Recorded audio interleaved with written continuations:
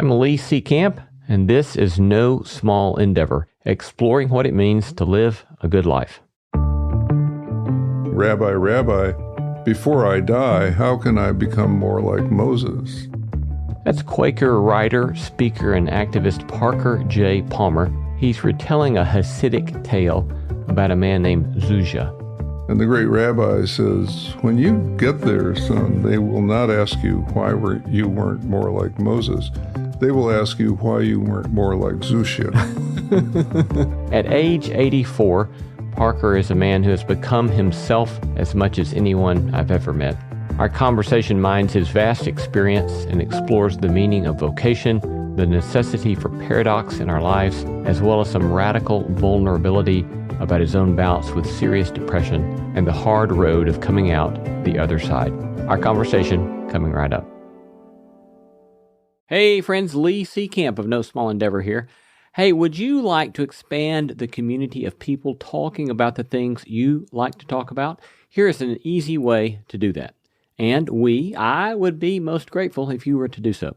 Go over to your favorite podcast listening app, click on Reviews, and leave No Small Endeavor a glowing 5-star review. Tell folks perhaps about some episode you liked in particular, and tell folks what you like generally about No Small Endeavor. The topics, the dashingly handsome, articulate host, or whatever it is that floats your boat. That will help more people find us, which will expand the community of people talking about the things you like to talk about, especially when you make it one of those 5-star reviews. Thanks.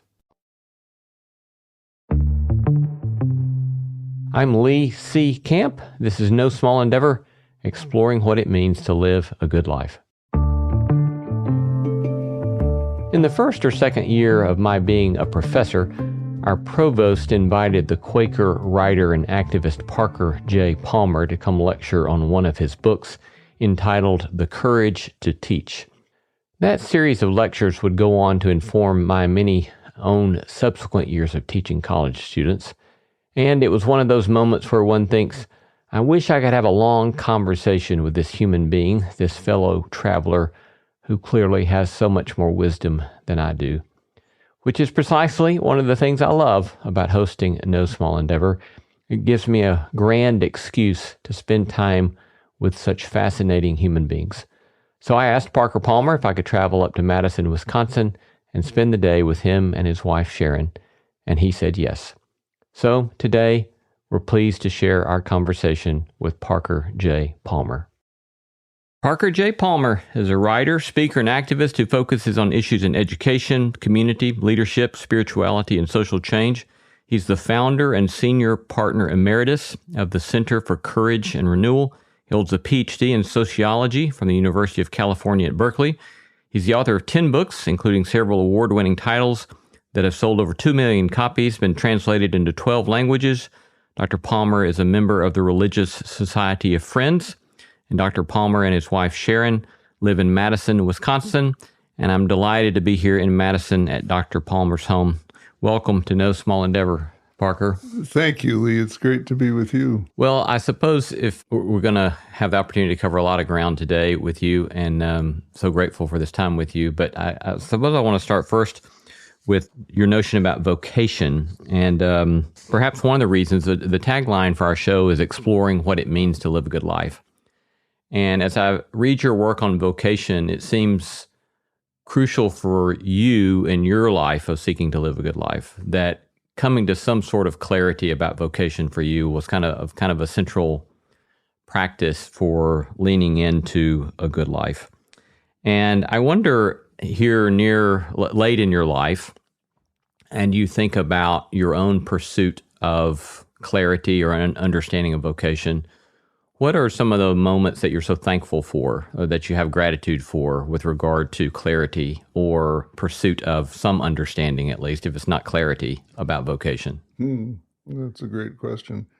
Age 84, you have a lot of moments to think back on, so I'll see if I can collect some of them quickly. I think that my best general answer to that question, Lee, is that I'm particularly grateful for the moments of challenge and difficulty even for a sense of failure or a sense of being on the wrong track, because those are the moments that clarify things for you. Those are the moments when you have an opportunity to do course correction. I'm a big fan of the title that Gandhi gave to his autobiography, where he writes about his life as My Experiments with Truth. And I think life is a big experiment. And one of the experiments is around that sort of central question, why am I here? Which is a complicated question, because it's not only about who am I, it's also about whose am I. It's a question of selfhood, identity, and integrity on the one hand, and it's a question of community on the other. Where am I planted? What ecosystem am I here to serve? And I think it's important to say that vocation doesn't necessarily equal job, which is a common confusion, I think. It means purpose. It means how are you making meaning in your life, which is a pretty fundamental human need to make meaning or find purpose. And for me, that's been a long series of experiments. It certainly has taken me on a very jagged, irregular course that one could not have imagined during, one's senior year in high school or college when they had Vocation Day or, what do you want to do with your life?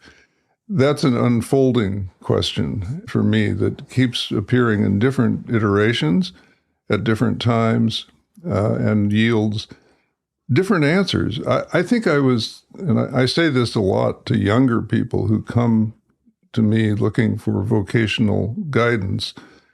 I like to tell them that things didn't come together for me vocationally until I was 50. Well past halfway through my life, I finally got a sense of how all these meandering trails, which we can talk about later if you'd like, converged in some sense of coherence, at least in my mind and in my work. But until then, I was just doing my best to follow the track that seemed to be opening before me at the time, trying very hard not to press some design on it, but to just feel for the natural openings that would take me a next step and a next step. Sometimes taking me to a dead end, at which point you back up and you find your way back to something that sort of makes sense. On the notion of integrity that you pointed to, you suggest at one point it's possible to live a life other than one's own. And you share how you do a measure of that in lining up kind of lofty ideals for yourself. And then you discovered at some point that's not really who I am. Would you kind of unpack that a bit for us? Yeah, I think a lot of people are used to this notion and have struggled with this notion that early in life, we sort of do what important, influential people in our lives wanted us to do or expected us to do. Parents, professors, mentors of various sorts, friends who wanted to see us be this or do that. And eventually we have to find our way back to what it is that we're really called to do. And we have voices inside of us that call us in a direction that isn't necessarily an imperative of the soul, but is coming from a different part of our own inner landscape. I want to look noble. I want to emulate the heroes, my heroes who did noble things. If one is not gifted to do those particular noble things, and no one is gifted to live someone else's life. I mean, Thomas Merton may be my hero, John Lewis may be my hero, but if I'm not gifted to do what they did, then I'm going to make a mess of it. And the effort to be heroic is going to end up being both foolish and perhaps doing some damage.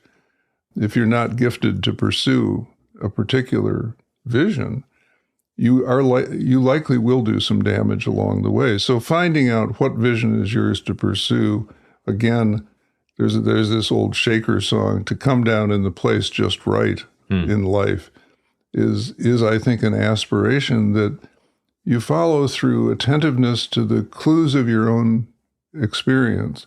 So you're conducting all of these experiments with your own truth. What are you learning?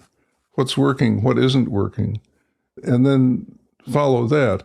Several times you tell a story, a Hasidic tale about, I don't know how you pronounce it, Rabbi Zushya? Zushya. Yeah, would you tell that story? Yeah, so the story is from the collected tales of the Hasidim, which were collected, I think, by Martin Buber, about the disciple Zushya coming to the great rabbi and saying, "Rabbi, Rabbi, before I die, how can I become more like Moses?" And the great rabbi says, "When you get there, son, they will not ask you why you weren't more like Moses. They will ask you why you weren't more like Zushya." And so, there is a fundamental Christian belief that we are born in the image of God, and that there is, as Quakers would say, I'm a Quaker, there is that of God in everyone, this kind of divine imprint that makes every human being of sacred worth. To me, that means we are stamped with a kind of selfhood, that it's important to try to discern the shape of that selfhood, to understand what this particular kernel is meant to grow into. That doesn't mean that anything is predetermined, because a kernel, just like a gene in our genome, expresses itself differently in different contexts and situations. So there's a lot of discovery to be doing, but there's always this germ of identity and integrity. And if you pay attention, you know when you're off course. You're uncomfortable, and sometimes it's way beyond discomfort. It's into profound depression or despair, which I've known some of in my life. There are all kinds of ways in which the human self asserts itself and insists on itself. In our culture, we pathologize so much of this, and we say, well, if you're depressed, pop a pill. That may be necessary for some people, because some depressions are, in fact, based in brain chemistry and should be corrected. But so often, depression also has a situational element where we have veered off course. There are, in fact, evolutionary biologists who think that depression was an evolutionary adaptation to keep us from going too far off course. It's a very interesting theory to me, because I've had this experience of wandering so far off course, and then depression hits, depriving you of energy or will to wander any farther off course, which actually can help save your soul if you pay attention to it. So there is this, I think, inexhaustible source of guidance within us, which certainly can be named true self, something Thomas Merton wrote about a lot, identity and integrity. It's named many different ways in different traditions, but every wisdom tradition I know anything about has a way of naming that core of self that constantly is saying, pay attention to me and figure out what this means in your current context. Yeah. So there's some who are suggesting, I'm thinking of one writer, for example, who says, follow your passion is terrible advice, because if you sit around waiting until you feel passion, you'll never do the work that you've got to do to become good in a given field. How do you respond to that? What do you think about that? Well, passion is an interesting word, because it also roots in suffering. It isn't just joy. It's suffering as well. So I think hard work is a necessary component of any vocational path, no matter how you construe it, where it's coming from, how you understand it. And when I said a few minutes ago that one of my biggest vocational clues was I can't not do this, with that, I can easily say, at the moment when I was making that decision to walk away from academia and become a community organizer in Washington, D.C., I was not feeling incredibly excited and enthusiastic about all the vocational and financial risks that was going to entail for a guy who was married and by that time had 2 and then 3 kids. I just wasn't feeling like, boy, am I wild crazy to jump off a cliff and do this knowing that I would have a secure income as a professor, but not as a community organizer, where I knew going in that we would be raising our own salaries 3 months at a time from foundations, federal and local grants. So I have no trouble saying, yeah, wild enthusiasm doesn't always come with this follow your heart or follow your identity and integrity, especially if you understand this is something you can't not do. Yeah. That doesn't go hand in hand with wild enthusiasm about risk-taking, but risk-taking is involved. Anytime you get off the beaten path, risk-taking is involved. And I think I was just built in such a way that had I not taken that risk, I'd be sitting here today, I think, feeling pretty impoverished by the road not taken. You're listening to No Small Endeavor and our conversation with Parker J. Palmer.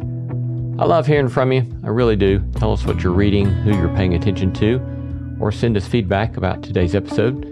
You can reach me at lee@nosmallendeavor.com. I've been pleased in particular to hear from so many of you writing in about our interview with Rainn Wilson, as well as our interview with Martin Sheen. You can get show notes for this episode in your podcast app or wherever you listen. These notes include links to resources mentioned in this episode and a PDF of my complete interview notes, which often includes material not found in the episode. And there you can also get a full transcript of the episode. I think for this particular episode, we've got some photographs there of my time with Parker Palmer. Coming up, Parker and I discuss the need for paradox and the crucial importance of vulnerability in community. Hey friend, if you didn't know, I started a newsletter a while back that comes out every 2 weeks. I have been delighted to hear from so many of you about positive response to the newsletter. We call it the No Small Endeavor Notebook, where I riff on themes and topics related to our podcast, giving you additional material for thinking and doing in your own quest to make sense of what it might mean to live a good life. Join us by going now to nosmallendeavor.com and sign up there. Again, go to nosmallendeavor.com to sign up now for our free No Small Endeavor Notebook newsletter. I'm David Remnick, and each week on the New Yorker Radio Hour, my colleagues and I unpack what's happening in a very complicated world. You'll hear from the New Yorker's award-winning reporters and thinkers, Jelani Cobb on race and justice, Jill Lepore on American history, Vincent Cunningham and Gia Tolentino on culture, Bill McKibben on climate change, and many more. To get the context behind events in the news, listen to the New Yorker Radio Hour, wherever you get your podcasts. Paradox has been another key recurring theme in your work. And you quote Niels Bohr several times. Yeah. You share that with us and talk about how paradox has been crucial for you? Yeah, well, Niels Bohr was the Nobel Prize-winning physicist. We all know him from physics class, where we looked at the Bohr model of the atom that you could sort of build out of Tinker Toys or something like that. And Niels Bohr once said this very interesting thing. He said, the opposite of an ordinary fact is a lie, but the opposite of one great truth may be another great truth. Now, it's important to note that he didn't say the opposite of one great truth is another great truth. It may be another great truth. That's an act of discernment. But I like that statement a lot, and I think it nails the heart of paradox for me, so that a paradox is understood as a both-and statement rather than an either-or statement. And in that sense, it kind of flies in the face of a lot of Western logic. In Western logic, we're constantly talking about it's either this or that. Mm-hmm. We have this binary system on which computers are based, for example. It's a 1 or a 0. But in an alternative way of looking at the universe, which is more, I think, commonplace in Eastern than Western cultures, there's a lot of both and. So I'll put it to you this way. Are we made for community? Absolutely yes. Whether you look at us biologically or theologically, we're made for community. We come from community. We're sustained by community. We're accountable to community. The community's fate and our fate are closely intertwined. We're made for community. Are we made for solitude? Absolutely yes. There are parts of life, journeys in life, that you can take only by yourself. No one can come along with you, no matter how helpful they want to be. I'm acutely aware of this, not only because I'm 84 and I'm looking at the passage of time where eventually I will have to take a journey into dying that I can take only by myself. But I'm also, as you know, Lee, sitting here grieving a sister who died 3 weeks ago. And as much as I wanted to take that journey with her, holding hands, as it were, that could not be. She had to draw on all of her inner resources to take that journey alone. So the paradox is we're made for solitude and we're made for community. And if we try to split that paradox into choices, like, shall I go the communal route or shall I go the solitary route, we end up with a very unhealthy form of life. There's so much in life where we have to hold together the both and in order to be whole. And in fact, both and is the form of wholeness. Mm. Either or is always a form of brokenness. And so, yeah, paradox has been huge for me. This is why, for example, I look at education, I look at the kind of education that focuses exclusively on cognition, on the operations of the human brain, as only half, at best, of an important paradox. Good education ought to be about all of the forms of intelligence that we hold in this both-and reality that we live. At very least, cognition and emotion, cognition and feeling, heart and brain. Only so can we educate students to function as whole human beings rather than as thinking machines or just blobs of emotionality. We separate these things out, I think, and do damage to people and to the world that these people influence. So when we get a politics, for example, that is infused with a lot of irrationality that comes from the emotive side of life and is never clarified by an act of thinking, we're in real trouble. Mm. And when we have a politics that is only calculated, analytic, pragmatic, strategic, we're also in trouble because it eliminates feeling, empathy for the human self and all of the selves that are impacted by politics. Mm. So this is more than an abstract philosophical concern for me. It's a lived issue that we need to get better about. Mm-hmm. One of the things that this invitation to embrace paradox does for me is it puts me at a posture of curiosity. And it reminds me of one of my friends, a decade further along in teaching than me. When I first started as a rookie teacher, I remember him telling me that he thought of one of the best things he did for his students was to give them better questions to ask. Mm. And that deeply informed the way I then thought about my teaching was, if I can give my students better questions to ask that they can then take with them for years, I've done them a really helpful service, I think. Mm-hmm. But I think your emphasis on paradox similarly draws us into a sort of posture of curiosity rather than getting something nailed down. Yeah, I appreciate that insight. I'm not sure I ever made that connection in my own mind, but you're absolutely right. If you have an appreciation for paradox, you're always going to ask in response to anything that's said to you, what's the other side of that? Mm-hmm. And that's the kind of curiosity that drives us forward. That's the kind of curiosity that asks the questions that otherwise don't get asked if you just settle for 50% of what's right, real or true. Yeah.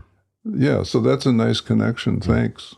Another element, when I was thinking back, I told you when I reached out to you that you came to my university, I think at the end or start of my first or second year teaching, and we're lecturing on Courage to Teach. And as I've reread back through Courage to Teach and was asking myself, what can I identify that I remember resonating with so deeply. And a lot of it was the emphasis that you give on seeing our teaching as an exercise in letting ourselves be known to our students. How did you end up emphasizing this as such a significant element of the work of a teacher or the work of being human? Yeah, I think the answer to that is that this emphasis on, let me just call it being human in front of our students, as fully human as we're able to be, came for me in at least two ways. One is I started to realize I'm revealing myself to them all the time, whether I intend to or not. My students aren't stupid. They're constantly looking at what's behind the mask, what's behind the posture. And it won't hurt. It will probably help if I can take that mask off and open the posture a bit to give them more of what's really there rather than leaving it to their imaginings. It's always better to just know what's there than not. Among other things, when you don't know what's there, it's scary. Is this guy going to leap out from behind the mask and bite my head off? So that's one very basic reason. Doesn't much matter what I intend to do. I'm self-revelatory in every moment of my life. Very helpful. To anyone who's paying attention. But the other reason is that this business of hiding the self in the act of teaching or in the act of scholarship seemed to me to be contributing to this mythos of objectivism, which intellectually has never made any sense to me at all. This notion that we know best by distancing ourselves from objects of knowing and maintaining a pristine antiseptic distance so that those objects are, as it were, untainted by the touch of human hands. Well, there's no such thing as an object that is untainted by the touch of human hands. The very process, the very movement of wanting to know the world impacts the world. Physicists have proven that as soon as you move into a field of knowing, you're making a difference in that field. And the only reports that we'll ever get out of that field involve both what we observed and the presence of the observer. So let's just get straight about that. Let's acknowledge that. And let's also acknowledge that the greatest science gets done not at a great distance from the object, but through a really complex blend of data and logic and intimacy, not with an object, but with a subject of knowledge. A drawing close through a passion to know and understand. The objective knowledge doesn't come from one person standing on Mars and looking at something on Earth. Objective knowledge comes as various passionate observers of a phenomenon form a community of inquiry, following the same protocols, the same rules of evidence and rules of inquiry and analysis, and reach consensus on what it is they're seeing. Objectivity is the result of a lot of intersubjective exploration. And any decent textbook on science will tell you that objectivity comes from intersubjectivity, which means people saying, yeah, that's what I see too, and that's what I understand as I apply the protocols in a faithful rendition of this discipline, whatever it may be, history, chemistry, literary analysis, whatever. And so I wanted to, I wanted to bust through that myth as best I could, because it seemed to me that this myth of objectivism was rendering everything about teaching and learning distant and dull and unenlivening for anybody. And it was ramping up fear in the students, the fear that they would get it wrong because there's an objective standard for what's right. Well, yes, there is, but it's temporary. It's what physicists have determined at this moment is the story of a quasar or another subatomic particle. But if you look at what that story was in 1921, it's a different story than it is in 2023. And so I always ended up in my lectures on the Courage to Teach saying, if you want to teach your students to be in the community of truth, to be in the community of seekers of truth, which I think ought to be our goal for all of our students, it's not enough to teach them the conclusions of the moment and say, if you can memorize this stuff and pass the test, then you get a credential from this institution. Instead, you want to teach them how to be in the community of inquiry, how to be in the community of truth. And that involves all kinds of skills that have to do with cognition, that have to do with emotion, that have to do with relational capacities. Our knowledge, for example, in a variety of fields has changed as membership in these disciplinary communities of truth have changed. So as more women have joined the sciences or any of the disciplines, as more people of color have joined any of the disciplines, as more people of diverse sexual orientation and identity have joined these communities of inquiry, our knowledge has shifted, sometimes subtly, sometimes dramatically. But you look at any history of the United States of America that was written before Black scholars took on the work of writing American history, and you're looking at a fairy tale that never existed. Mm-hmm. Today, you're looking at a lot more truth, and obviously that truth is challenging a lot of people who don't want that kind of history taught.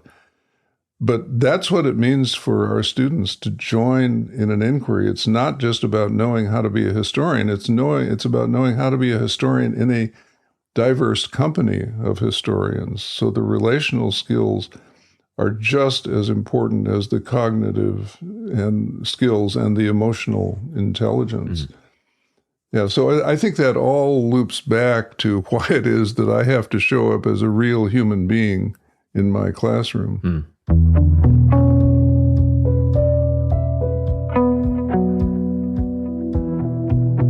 We're going to take a short break, but coming right up, Parker is vulnerable about his several experiences with serious depression. He tells his story about the hard road to get through those times in a way that I found immensely helpful. Perhaps you will as well. Hey friends, you might like a podcast I've been listening to recently called How to Be a Better Human. It's not your average self-improvement podcast. Each week, you can join Chris Duffy in conversation with guests as they seek to uncover sharp insights and give clear takeaways on how you can be a better human. From work to home, from your head to your heart, How to Be a Better Human looks in unexpected places for new ways to improve and show up for one another. It's inspired by the popular series of the same name on Ted's Ideas blog. How to Be a Better Human will help you become a better person from the comfort of your own headphones. If you've been enjoying this podcast, I'm excited to tell you about the history of literature. with Jack Wilson. Each week, Jack and his guests explore the most unusual, compelling, and inspiring stories from the world of literature. Always eager, never pretentious, Jack tackles every book as if it could change his life. And more often than not, it seems to do just that. You can start with a recent episode on Shakespeare's First Folio with University of Oxford professor Emma Smith, or listen to his conversation with translator Alison Strayer about her experiences with French author Annie Ernaux, winner of the Nobel Prize for Literature in 2022. The History of Literature is brought to you by The Podglomerate. New episodes run every Monday and Thursday, and you can listen today by following on Apple, Spotify, or wherever you're listening to our show. You mentioned earlier your experience with depression, and you've written about this at some length. I was wondering if we could talk about that a bit. Sure. You say several places, I'm not writing a prescription, I'm simply telling my story. Why is that important to you to say that? It's important because depression comes in so many shapes and forms and from so many causes. And despite all of the science devoted to it, I think it is still not well understood. At very least, we know that some depressions have genetic causation. Some depressions have biochemical causation, brain chemistry. And some depressions have situational causation. And a lot of depressions are mixes of the preceding three. Very hard to untangle those threads and to say what it is that dominates or what it is that needs to be treated in a given instance. There are psychiatrists who will say, if you can sweat it out, most depressions will just resolve themselves. There are others who say, yeah, but the risk of suicidal ideation or suicidal behavior is so great that we need to prop people up with antidepressants in order to get them through to the point where the depression might go away. They might become more functional again. There are some people who need to be on medication for the rest of their lives, and there are some people like me who have the good fortune to be able to be on medication for a while to kind of put a stable floor under their lives, but then are able to wean themselves off with the help of a doctor, off of those medications and go back to living medication-free. I never want to talk about depression in a way that makes anybody think, okay, that's the way I've got to do it too. I don't know how you ought to do it if you find yourself in that situation. Yeah. When you think of your own experience, I think you said you went through at least maybe 2 seasons. 3, really. 3? Yeah. When you've been in those seasons, what are ways that you might try to get at describing what that's like, or metaphors for just getting at what it's like to whatever degree you might be able? So one of my first metaphors for depression, and I wrote a little bit about it this way, was lost in the dark. And later on, it occurred to me that in its depths, depression is not like being lost in the dark. Depression is like having become the dark. Mm. And that's a significantly different metaphor.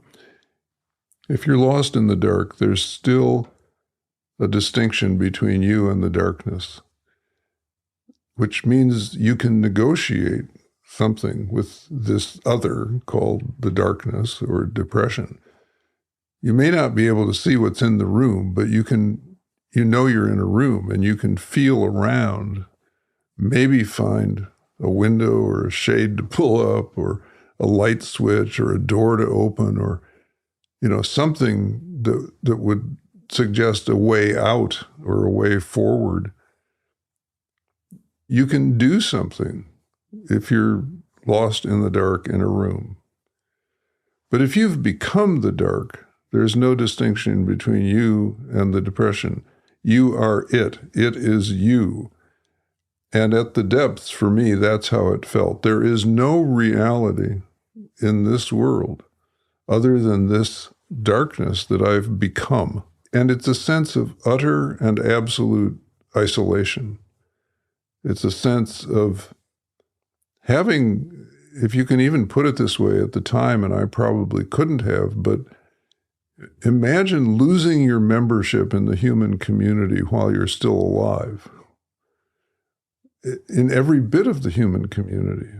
So you're alone on the surface of Mars, and it's an absolutely devastating feeling.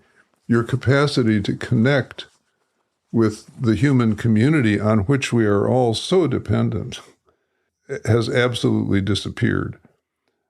And so people will ask me, well, did religious faith help you through those hard times? No way. That disappeared too.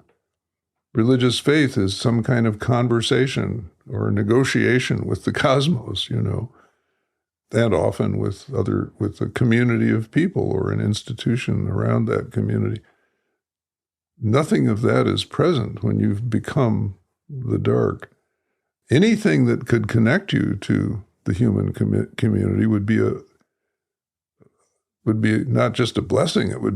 It might save your life, but such moments are not in your control. And when people say, well, how did you find your way through? All I've ever been able to say is, damned if I know. I just don't know. But I flipped the question over in an important way for me.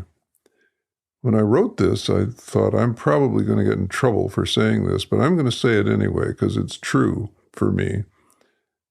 Turns out I got a lot of gratitude for having written this. Here's what I wrote. People walk around saying, I don't understand why so-and-so committed suicide. Well, I understand why they did, because I've been there and was tempted to do that. They did it because they needed the rest.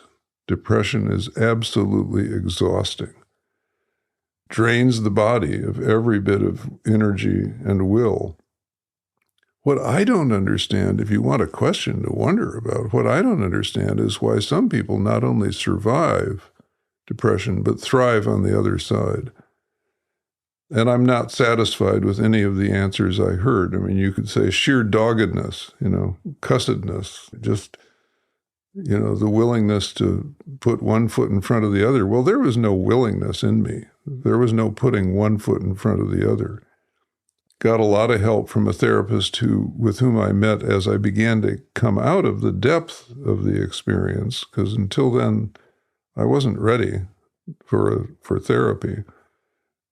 But this fellow talked to me about keeping a daily journal of what he called small successes.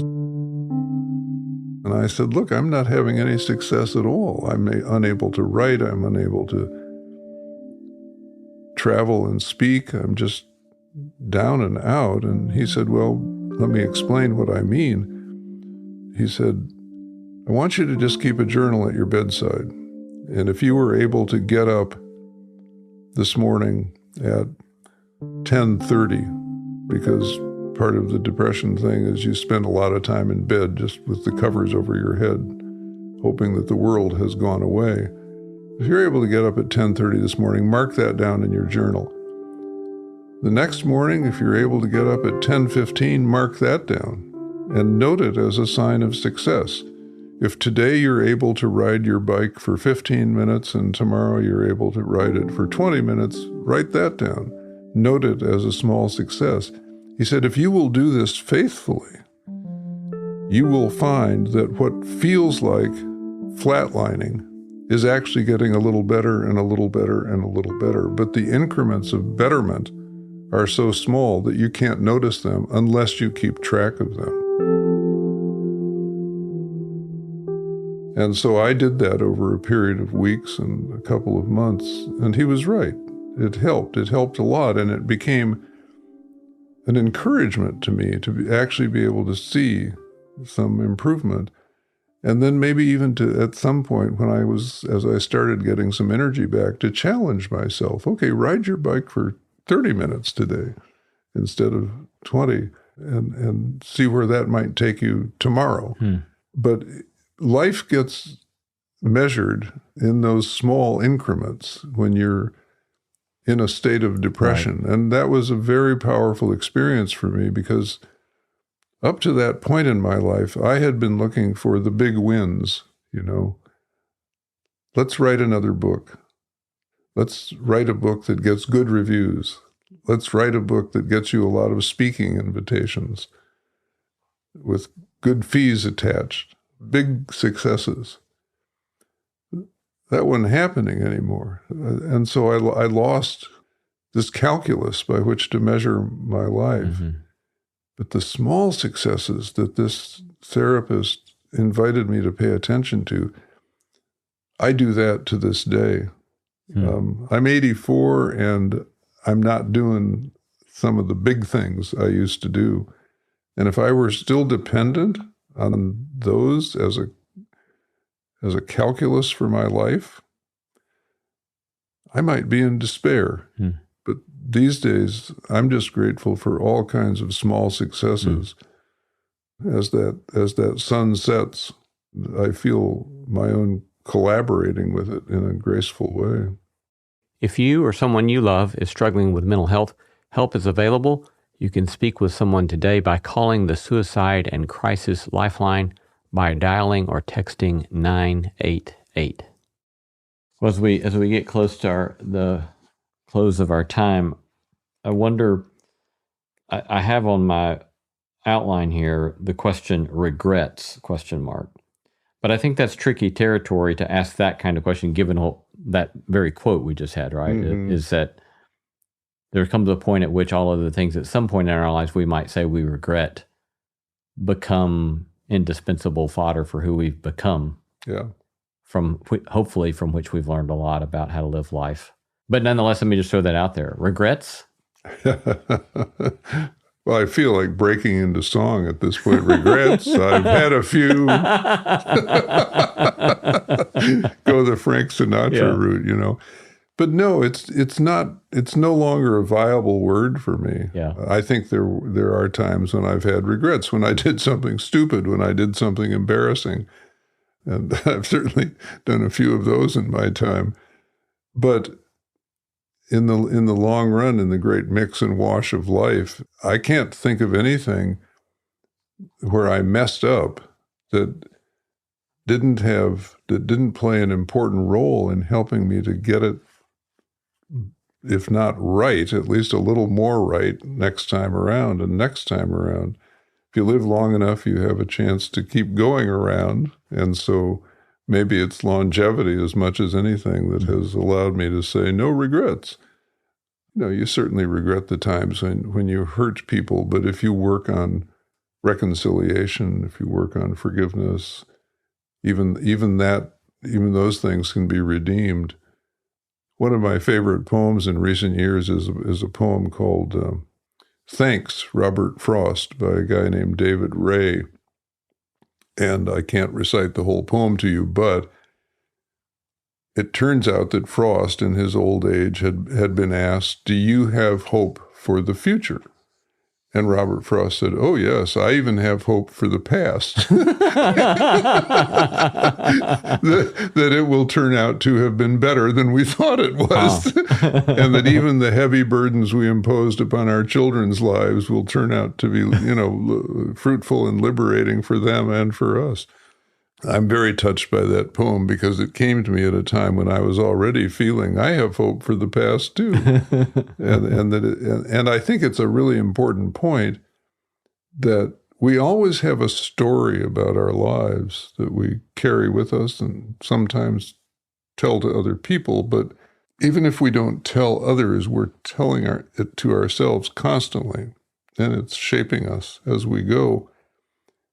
And it's not that you want to lie about your life, not at all, but there are so many ways any story can be told. And you can take that moment of shame or humiliation and you can see how it helped you grow. Yeah.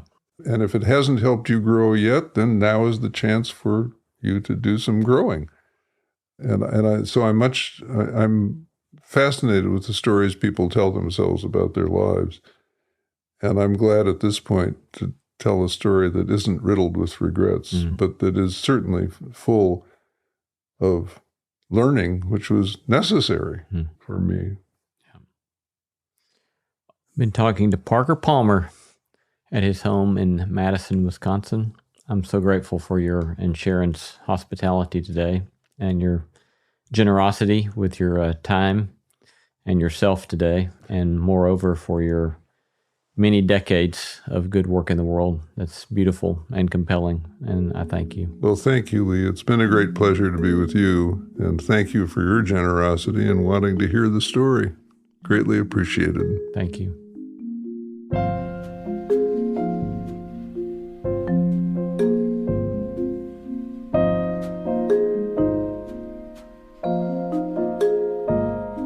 You've been listening to No Small Endeavor and our interview with Parker J. Palmer. We gratefully acknowledge the support of Lilly Endowment Incorporated, a private philanthropic foundation supporting the causes of community development, education, and religion, and the support of the John Templeton Foundation, whose vision is to become a global catalyst for discoveries that contribute to human flourishing.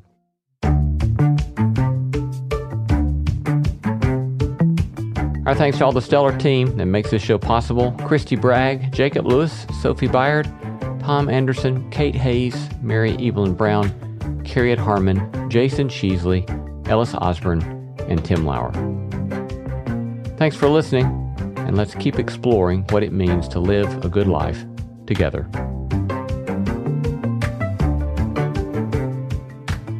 No Small Endeavor is a production of PRX, Tokens Media LLC, and Great Feeling Studios.